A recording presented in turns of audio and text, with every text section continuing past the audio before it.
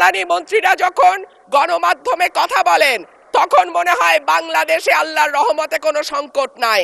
ওনারা যদি পরিষ্কার করে বলেন বাংলাদেশে বর্তমানে কত দিনের অকটেন ডিজেলের মজুদ আছে, কতদিন চলতে পারবে, পাম্পগুলো কেন পর্যাপ্ত পরিমাণ তেল পায় না, তেলের মজুদদারি।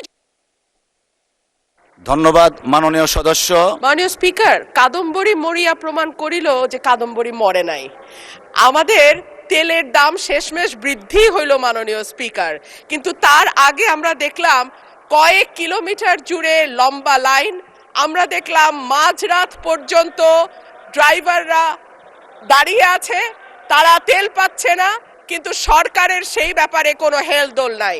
আশ্চর্য হয়ে লক্ষ্য করলাম মাননীয় স্পিকার, মন্ত্রীরা যখন সংসদে বক্তব্য দেন তখন তারা অবলীলায় বলেন বাংলাদেশে জ্বালানির কোনো ঘাটতি নাই, কিন্তু মাননীয় স্পিকার যখন তেল নিতে যায় তখন দেখা যায় 3 কিলোমিটার লম্বা লাইন। মাননীয় স্পিকার, সরকার সম্ভবত কিছু পদক্ষেপ গ্রহণ করবার ঘোষণা দিয়েছে। তার একটা হচ্ছে মার্কেট প্লেস 7টা বাজে বন্ধ করে দেয়া।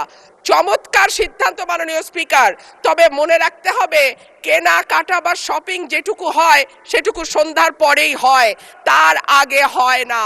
2 হইল অফিস আদালতের সময় বলে পরিবর্তন করবে।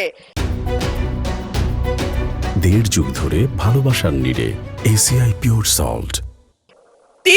5 দিনের জায়গায় 4 দিন বা 3 দিন তারা কর্মঘণ্টা ঠিক করবে, কিন্তু প্রশ্নটা হচ্ছে যদি জ্বালানির কোনো সংকটই না থাকে তাহলে এত লম্বা লাইনই বা কেন, দামি বা বাড়াইতে হয় কেন, অফিস কর্মসূচি সময় পরিবর্তন করতে হয় কেন, এই প্রশ্নগুলো তো ওঠে মাননীয় স্পিকার। মাননীয় স্পিকার, আপনার মাধ্যমে এই সংসদের কাছে আমি জানতে চাই, জ্বালানি মন্ত্রীরা যখন গণমাধ্যমে কথা বলেন তখন মনে হয় বাংলাদেশে আল্লাহর রহমতে কোনো সংকট নাই। ওনারা যদি পরিষ্কার করে বলেন বাংলাদেশে বর্তমানে কত দিনের অকটেন ডিজেলের মজুদ আছে, কতদিন চলতে পারবে, পাম্পগুলো কেন পর্যাপ্ত পরিমাণ তেল পায় না, তেলের মজুদদারি। ধন্যবাদ মাননীয় সদস্য।